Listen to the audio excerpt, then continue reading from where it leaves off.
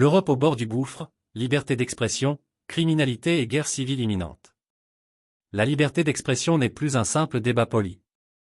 C'est devenu une lutte pour la survie, une bataille contre les élites, les gouvernements et les institutions supranationales qui veulent réduire au silence quiconque révèle la décadence des sociétés européennes.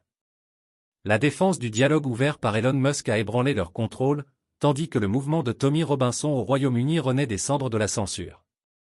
Pendant ce temps, les citoyens voient leur quartier transformé par une immigration incontrôlée, une criminalité galopante et des gouvernements trop corrompus ou trop lâches pour agir.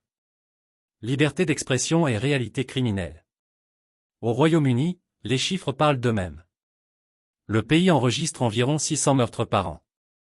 Plus choquant encore, les violences sexuelles. Plus de 70 000 viols ont été signalés en Angleterre et au Pays de Galles en 2022-23, un record absolu.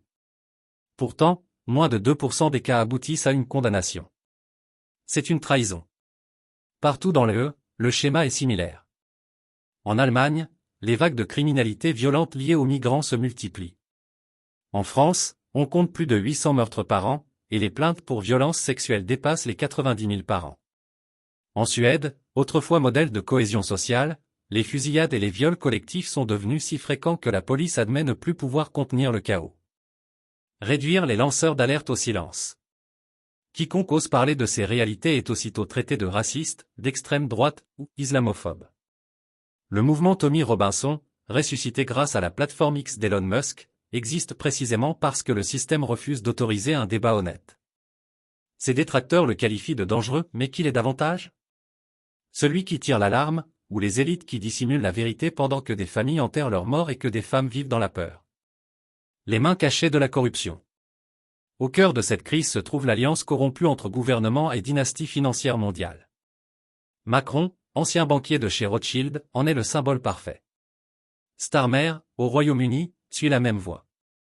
Les Rockefeller et les Rothschild utilisent la migration pour déstabiliser les nations et la censure pour museler la résistance. Vers la guerre civile ? Le résultat est une Europe bouillonnant de rage. Les familles vivent sous la menace constante du crime. Les femmes craignent de marcher seules la nuit.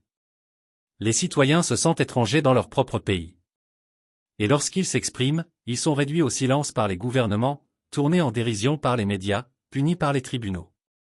Il n'est donc pas surprenant que beaucoup prévoient des guerres civiles au Royaume-Uni et en France dans la prochaine décennie. Conclusion, la dernière chance pour la liberté.